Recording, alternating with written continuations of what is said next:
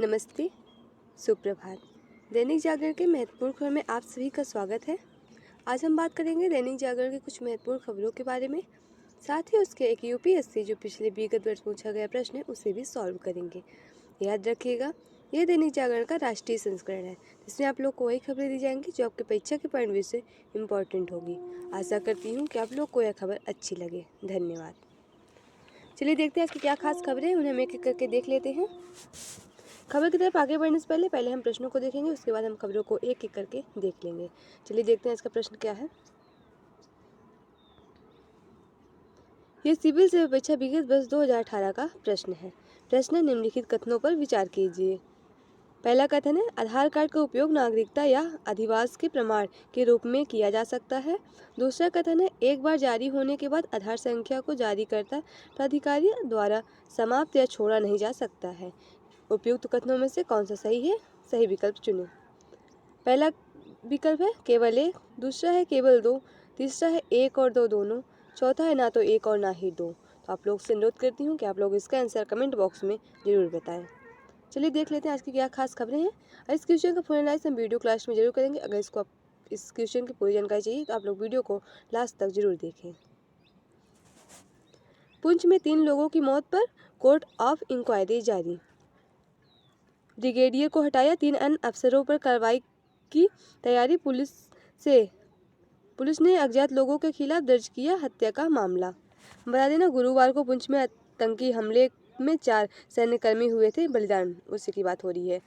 और आपको बता दें, कोर्ट ऑफ इंक्वायरी ये उन लोगों का एक समूह है जिन्हें आधिकारिक तौर पर किसी गंभीर दुर्घटना या घटना की जांच करने को नियुक्त किया जाता है, या किसी गंभीर दुर्घटना की आधिकारिक जांच के लिए नियुक्त किया जाता है। पुंछ पहुंचे सेना अध्यक्ष जनरल मनोज पांडे, हमले वाली जगह का किया दौरा, हालात की ली समीक्षा। आतंकियों के खिलाफ कड़ी कार्रवाई और आम लोगों को सुरक्षा के दिए निर्देश। कल रक्षा मंत्री राजनाथ सिंह राजौरी पुंछ का करेंगे दौरा और लेंगे हालात की समीक्षा। फ्रांस में 276 भारतीयों को लेकर विमान ने भरी उड़ान। आपको याद है कि जो मानव तस्करी के संदेह में रोके गए थे 300 यात्री ना, उन्हीं की बात हो रही है। कुछ यात्री नहीं लौटना चाहते थे, भारत मांगी शरण। भारतीय कंपनियों से भेदभाव न करे भारत, ये चीन कह रहा है। कहा कि कानून के अनुसार अफसरों को देंगे राजनयिक सुरक्षा व सहायता। ईडी ने मनी लॉन्ड्रिंग के आरोप में वीवो के अफसरों को किया था गिरफ्तार। आपको बता दें कि अभी हाल ही में ईडी ने वीवो स्मार्टफोन, जो चीन की कंपनी है, उसे मनी लॉन्ड्रिंग के अपराध में गिरफ्तार किया गया था ना, उसी की बात हो रही है। यहाँ आपको राष्ट्रीय राजधानी से जुड़ी खबरें मिल जाएंगी।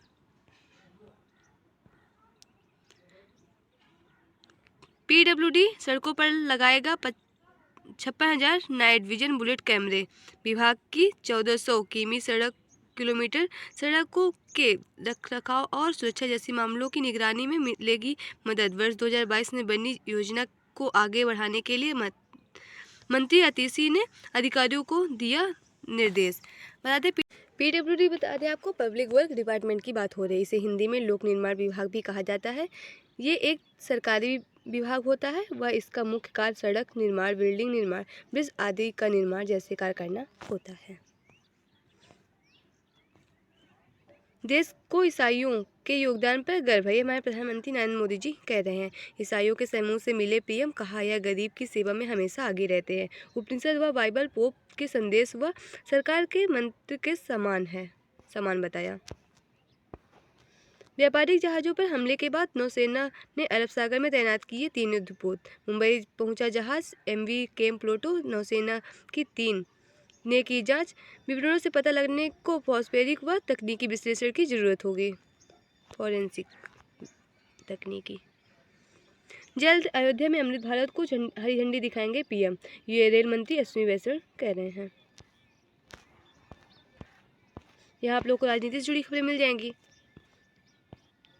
बिना घोटाला सरकार नहीं चलाने का चलन बदला, सेवा करने का अवसर मिला, यह प्रधानमंत्री नरेंद्र मोदी जी कह रहे हैं। प्रधानमंत्री मोदी ने 162वीं जयंती पर मदन मोहन मालवीय की रचनाओं का किया विमोचन। कहा देश महामना का ऋणी उनकी तरह काशी की सेवा करने का अवसर उन्हें भी मिला है।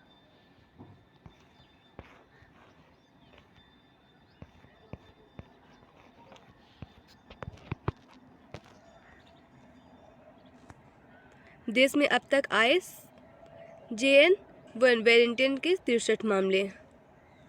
भारत में कोरोना वायरस संक्रमण के 628 नए मामले सामने आए हैं। कोरोना से सक्रिय मामले पर 4000 के पार। केरल में एक मरीज की मौत भी हो चुकी है। यह आप लोग का संपादकीय पात्र है। यह आप लोग के प्रीलिम्स मेंस इंटरव्यू हर परीक्षा के लिए सहायक होगा। अगर आप लोग सिविल सर्विस की तैयारी कर रहे हैं तो आंसर राइटिंग लिखने के लिए आपके लिए यह काफ़ी लाभदायक होगा।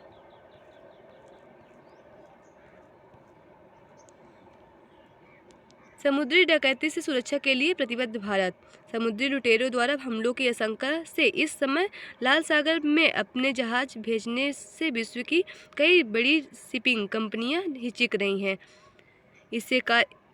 इस कारण इन कंपनियों को या तो निर्यात रोकना पड़ रहा है या तो अपेक्षाकृत लंबे रास्ता का उपयोग करना पड़ रहा है। ऐसे में भारतीय नौसेना ने अदन की खाड़ी में माल्टा के जहाज के अपहरण के प्रयासों के बाद बड़ा कदम उठाया है। अपनी अंतर्राष्ट्रीय जिम्मेदारी को निभाते हुए भारत ने विदेशी देशों के जहाज को सुरक्षा उपलब्ध कराने के लिए अदन खाड़ी में इसके पुख्ता उपयोग किए हैं। विश्व स्तर की शिक्षा व्यवस्था। महज कुछ सदी पूर्व तक भारत की उच्च शिक्षा व्यवस्था विश्व में सर्वश्रेष्ठ मानी जाती थी, परंतु विदेशी आक्रांताओं द्वारा नुकसान पहुंचाए जाने के कारण भारत की यह श्रेष्ठता कायम नहीं रही। उच्च शिक्षण संस्थानों की गुणवत्ता विकास करने से भारत फिर से विश्व गुरु बन सकता है। आपको बता दें कि जब ब्रिटिश नहीं आए थे इंडिया में, उससे पहले भारत की शिक्षा सबश्रेष्ठ शिक्षा मानी जाती थी। यहाँ देश विदेश से लोग भी आते थे पढ़ने के लिए।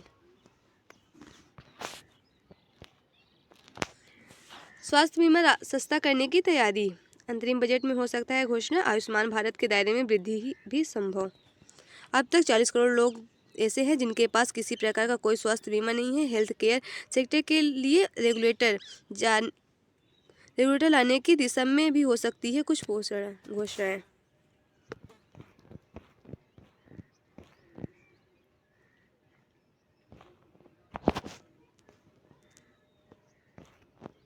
यहाँ आप लोग को अंतर्राष्ट्रीय से जुड़ी खबरें मिलेंगी। गाजा में शरणार्थियों शिविर पर बमबारी, 70 लोग मारे गए।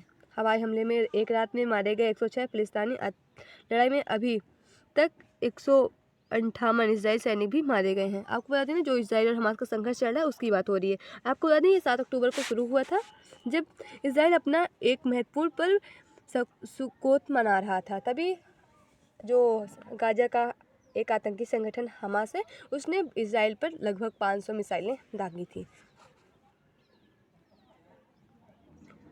विदेश मंत्री जयशंकर रूस पहुंचे, द्विपक्षीय मुद्दा पर करेंगे चर्चा। यूक्रेन में क्रिसमस का जश्न। यहाँ आप लोग को खेल से जुड़ी खबरें मिलेंगी। दक्षिण अफ्रीका के विरुद्ध आज पहला टेस्ट खेला जाएगा। अगर आप लोग को अध्यात्म और अंत में विश्वास हो तो यही पढ़िए। और यहाँ आप लोग के परीक्षा के पॉइंट से जनरल से जुड़ी कुछ महत्वपूर्ण जानकारी जरूर मिलेंगी। अगर आप लोग इससे छोड़े नहीं, पढ़ें जरूर। हिंद महासागर में आई सुनामी ने कई देशों में मचाई तबाही। 2004 में आज ही इंडोनेशिया में सुमात्रा तट पर 9.1 रिक्टर तीव्रता वाले भूकंप के कारण हिंद महासागर में आई सुनामी ने भारत, श्रीलंका सहित कई देशों में भारी तबाही मचाई थी। इससे 2 लाख से ज़्यादा लोग मारे गए थे। इसे इतिहास की सबसे घातक प्राकृतिक आपदाओं में से एक माना जाता है। AI टूल से पता चलेगा कितनी लंबी है आपकी आयु। हम देख रहे हैं आर्टिफिशियल इंटेलिजेंट की बात हो रही है। जीन्स जुड़ी हो सकती है शराब पीने की आदत। दुनिया भर में 10 लाख पियकरों पर किए गए अध्ययन से सामने आया तथ्य। PAU वाले लोगों को जीन की भी समानता। हम देख रहे हैं, मतलब जीन का मतलब वो जिनके लोग पहले से पीते हैं वो भी अब उनके बच्चे भी पी रहे हैं शराब। उन्हीं की बात। आप लोग को मूवीज़ जुड़ी खबरें मिल जाएंगी। अगर इंटरेस्ट हो तो पढ़िए, ना हो तो कोई बात ही नहीं। आज की खबरें यही समाप्त होती है। आशा करती हूँ कि आप लोग को यह खबर अच्छी लगे। अगर खबर अच्छी लगे तो कृपया चैनल को लाइक शेयर सब्सक्राइब जरूर करें। अगर आप लोग के पास कोई सुझाव है तो भी आप लोग हमसे साझा कर सकते हैं। चलिए प्रश्न को देख लेते हैं। आज का प्रश्न था, उसका विश्लेषण कर लेते थोड़ा सा। प्रश्न था, निम्नलिखित कथनों पर विचार कीजिए। आधार कार्ड का उपयोग नागरिकता या अधिवास के प्रमाण के रूप में किया जा सकता है। दूसरा कथन था, एक बार जारी होने के बाद आधार संख्या को जारीकर्ता प्राधिकारी द्वारा समाप्त या छोड़ा नहीं जा सकता। तो इसका सही जवाब होगा ऑप्शन डी, यानी ना तो एक और ना ही दो। चलिए इसका विश्लेषण देख लेते हैं।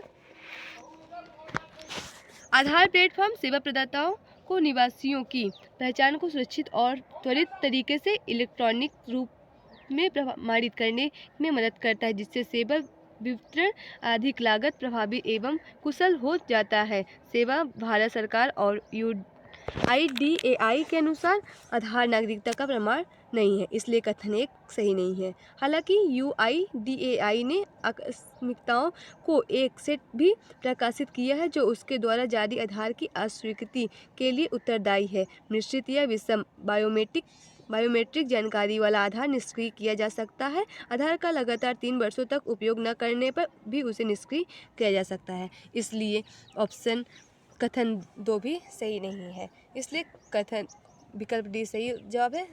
आज के लिए बस इतना। धन्यवाद।